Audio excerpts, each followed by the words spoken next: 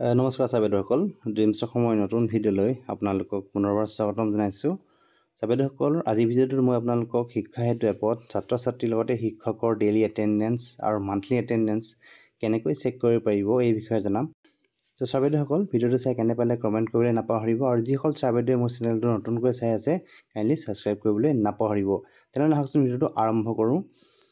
তো চাবেদসকল, আপোনালোকে কি কৰিব লাগিব, পোনপ্ৰথমে আপোনালোকৰ যি মোবাইলৰ ক্ৰম ব্ৰাউজাৰটো অপেন কৰি ল'ব। ক্ৰম ব্ৰাউজাৰটো অপেন কৰাৰ পিছতে আপোনালোকে ইয়াত শিক্ষা হেতু বুলি চাৰ্চ কৰিব লাগিব। শিক্ষা হেতু বুলি চাৰ্চ কৰি দিয়াৰ পিছতে আপোনালোকৰ ওপৰতে এটা অপশ্যন দেখিবলৈ পাব, শিক্ষা হেতু পৰ্টেল, শিক্ষা হেতু অসম বুলি। ইয়াত ক্লিক কৰি দিব। ইয়াত ক্লিক কৰাৰ পিছতে আপোনালোকৰ ইউজাৰ আইডি আৰু পাছৱৰ্ড দি আপোনালোকৰ বিদ্যালয়ৰ শিক্ষা হেতুত লগইন হৈ ল'ব। মই আপোনালোকক লগইন হৈ দেখুৱাই আছোঁ। লগইন হোৱাৰ পিছতে আপোনালোকৰ স্কুলৰ ডেছবৰ্ডটো খোল খাই যাব। আপোনালোকে ডেছবৰ্ডটো এনেদৰে দেখিলে পাব। আপোনালোকে টিচাৰ আৰু ষ্টুডেণ্টৰ সংখ্যাটো দেখিলে পাব। ইয়াৰ পিছতে আপোনালোকে কি কৰিব লাগিব, ওপৰৰ ফালে বাওঁফালে ওপৰত আপোনালোকে বাওঁফালে তিনিডাল আঁচ দেখিলে পাব। সেই তিনিডাল আঁচত ক্লিক কৰিব লাগিব। তিনিডাল আঁচত ক্লিক কৰাৰ পিছতে ডেছবৰ্ডটো খোল খাই দেখিবলৈ পাইছে। ইয়াত বহুত অপশ্যন আছে। আপোনালোকে এই অপশ্যনসমূহৰ ভিতৰত আপোনালোকে ৰিপৰ্টত ক্লিক কৰিব। ৰিপৰ্টত ক্লিক কৰাৰ পিছতে বহু অপশ্যন দেখিলে পাব। চাবেদসকল, ইয়াত আমি টিচাৰ আৰু ষ্টাফৰ ডেইলি এটেণ্ডেঞ্চ চাব পাৰিম। চাবেদসকল, টিচাৰ এণ্ড ষ্টাফৰ লিভ ৰিপৰ্ট চাব পাৰিম, ষ্টুডেণ্ট ৰিপৰ্ট চাব পাৰিম, ষ্টুডেণ্ট এটেণ্ডেঞ্চ ডেইলি ৰিপৰ্ট চাব পাৰিম, ৱৰ্কিং টিচাৰ ডিটেইলছ চাব পাৰিম, স্কুল ৱাইজ ষ্টুডেণ্ট ডিটেইলছ চাব পাৰিম, ষ্টুডেণ্ট মান্থলি এটেণ্ডেঞ্চ চাব পাৰিম, আৰু ষ্টাফ এটেণ্ডেঞ্চ ৰিপৰ্টো। পোনপ্ৰথমে আপোনালোকক মই teacher and staff daily report এইটো দেখুৱাইছোঁ। চাওক, টিচাৰ এণ্ড ষ্টাফৰ ডেইলি ৰিপৰ্ট ইয়াত দেখিবলৈ পাইছে। ইয়াত 4 এপ্ৰিল 2024 তাৰিখটো দেখুৱাই আছে। ইয়াত 2জন শিক্ষক প্ৰেজেণ্ট দেখুৱাই আছে। চাওক, ইয়াত টাইমিংলৈকে ওলাই গৈছে। 9:01 2জন শিক্ষক প্ৰেজেণ্ট হৈছে, এজন শিক্ষক 9:02 প্ৰেজেণ্ট হৈছেগৈ।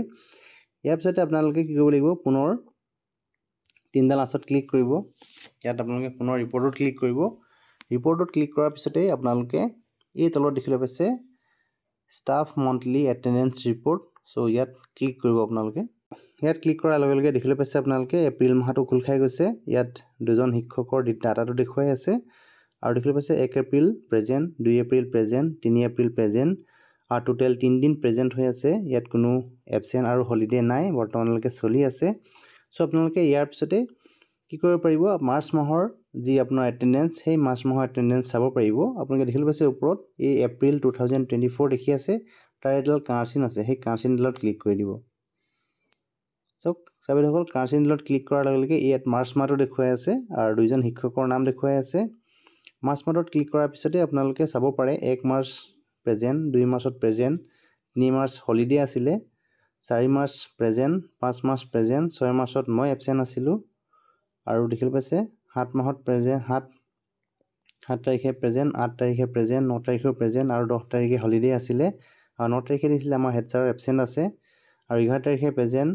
তাৰপিছতে যিহেতু মাৰ্চ মাহটো কম্পালচৰি নাছিল বাবে মই ভালেকেইদিন এটেণ্ডেঞ্চ দিয়া নাছিলোঁ, সেইকাৰণে ইয়াত এবচেণ্ট দেখুৱাই আছে। 12, 13 এবচেণ্ট, 14, 15 পুনৰ প্ৰেজেণ্ট, 16 তাৰিখে আমাৰ 2জনে এবচেণ্ট, 17 তাৰিখে হলিডে।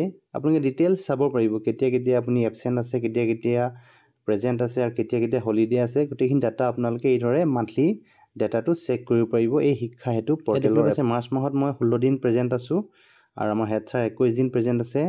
টোটেল মই 10 দিন এবচেণ্ট আছোঁ, আৰু আমাৰ হেড ছাৰ আছে 5 দিন এবচেণ্ট, আৰু টোটেল হলিডে আছিলে 5 ডে, আৰু টোটেল ডে আছে 31 ডে।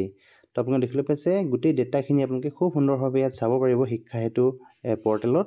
চাওক চাবেদসকল, খুব সুন্দৰকৈ আপোনালোকে এইদৰে আপোনালোকৰ এটেণ্ডেঞ্চসমূহ, মান্থলি এটেণ্ডেঞ্চ আৰু ডেইলি এটেণ্ডেঞ্চ খুব সুন্দৰকৈ চাব পাৰিব, কেতিয়া কেতিয়া প্ৰেজেণ্ট আছে, কেতিয়া কেতিয়া এবচেণ্ট আছে, আৰু কেতিয়া হলিডে আছিলে গোটেই মাহটোৰ। ইয়াৰ পিছতে আপোনালোকে দেখিবলৈ পাইছে পুনৰ এই তিনিডাল আঁচ দেখিছে, আপোনালোকে ইয়াত ক্লিক কৰিব। ইয়াত ক্লিক কৰাৰ পিছতে আপোনালোকে কি কৰিব পাৰে, ইয়াত teacher and staff leave report, আপোনালোকে লিভ মানে কেতিয়া কেতিয়া ছুটি লৈছিলে এই লিভসমূহ আপুনি চাব পাৰে।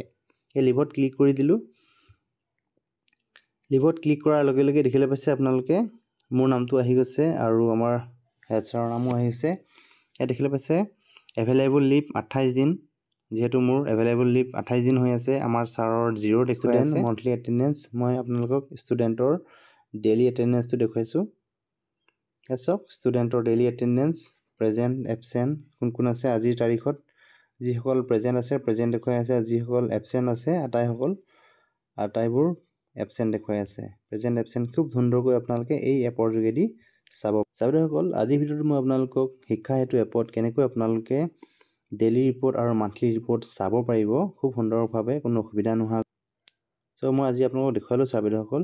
আপোনালোকে ভিডিঅ'টো চাই কেনে পালে কমেণ্ট কৰিবলৈ নাপাহৰিব। ভিডিঅ'ত ইমানখিনি আছিলে। ভিডিঅ'টো শেষলৈকে চাই থকাৰ বাবে আপোনালোকক পুনৰবাৰ ধন্যবাদ জনালোঁ।